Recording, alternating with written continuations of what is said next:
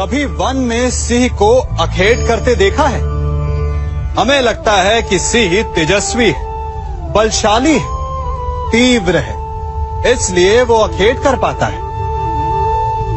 परंतु इस अखेट के दूसरे पक्ष को भी देखने का प्रयास कीजिए।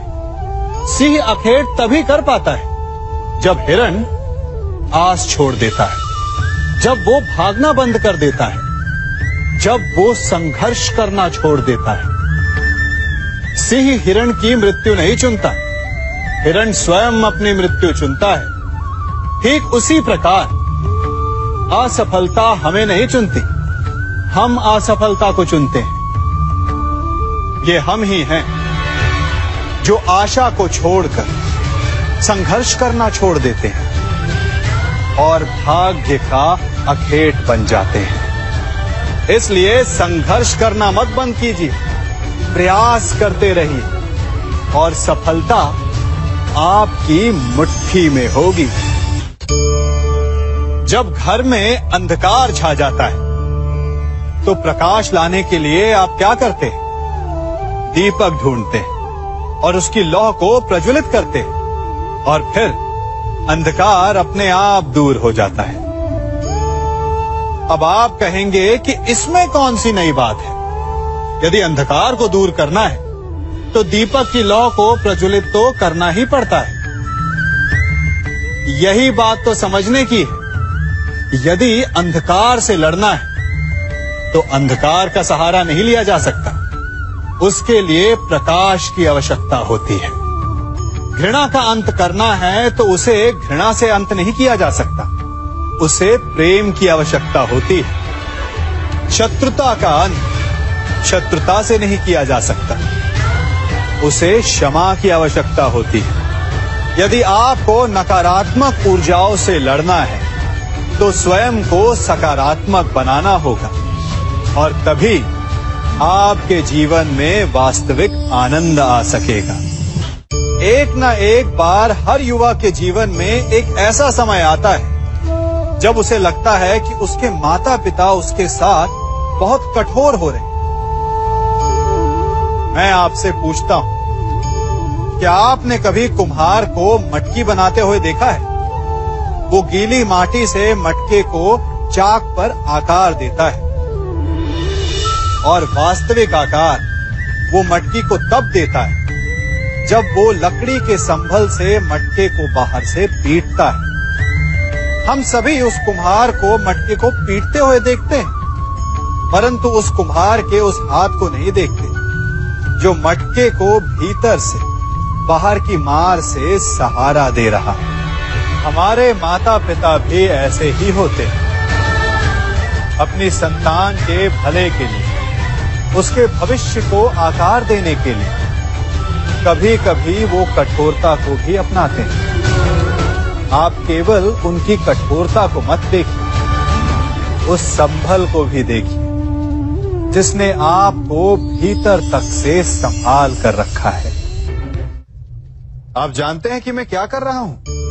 मैं प्रतीक्षा कर रहा हूं कि कब इस वृक्ष पर फल लगेंगे और मैं उन मीठे फलों के रस को चख पाऊंगा। हंसी आ गई ना आपको? आप भी सोच रहे होंगे कि भला कौन सा मूर्ख बबूल के पेड़ को बोकर आम खाने की इच्छा रखता है। यदि कांटे बोए हैं तो फल नहीं, कांटे ही मिलेंगे।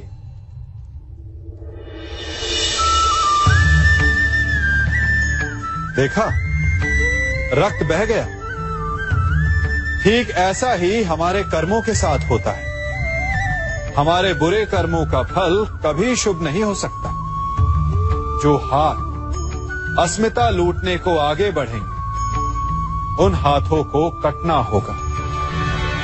जो दृष्टि बुरी बनकर स्त्री पर पड़ेगी, उन्हें अनजान नहीं रक्त के अश्रु भोगने होंगे। जिसने अपने जीवन में छल किया, उसे अपने ही छल के भार तले दब कर मिट जाना होगा। समय रहते जिसकी आंखें नहीं खुली, समय उसकी आंखें बंद कर देता है। इन भिन्न भिन्न प्रकार के पात्रों को देख रहे हैं आप? क्या आप बता सकते हैं कि इन पात्रों में क्या रखा है? आपको लग रहा होगा कि इसमें भिन्न भिन्न प्रकार के द्रव्य है ना? परंतु ऐसा नहीं है। इन सभी में एक ही जल है। देखिए,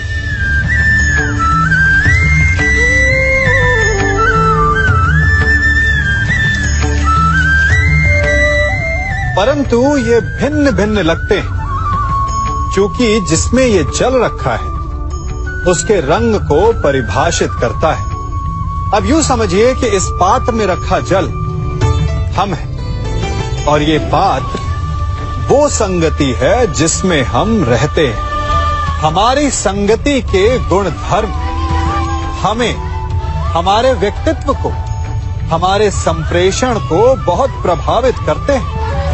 इसलिए अपनी संगति पर जिनके साथ रह रहे हैं उन्हें चुनने में सावधानी बरतें, क्योंकि जल को अपना पात्र चुनने का अधिकार नहीं है, किंतु हमें अपनी संगति चुनने का अधिकार अवश्य है। हम सभी के जीवन के लिए मित्रता बड़ी महत्वपूर्ण है। हम सभी अपने जीवन में अपने अपने मित्र चुनते हैं। मित्र वो होता है जिसके साथ रहने में, जिसके साथ समय बिताने में आनंद मिले। किंतु क्या मित्रता का अर्थ केवल इतना ही है? मित्रता होनी चाहिए जल और दूध की भांति।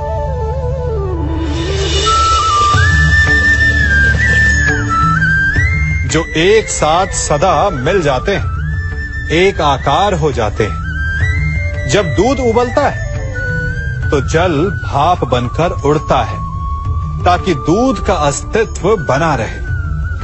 जब यह मिश्रण उफनता है तब दूध पात्र से पहले गिरता है ताकि वो जल को बचा सके। मित्रता भी इसी प्रकार होती है, किंतु यदि दूध में तनिक भी खटास आ जाए तो वो दूध को फाड़ देती है। ठीक इसी प्रकार यदि मित्रता में संदेह आ जाए तो वो मित्रता को समाप्त कर देता है। इसलिए मित्र बनाएं, किंतु झूठे संदेह से सावधान रहें।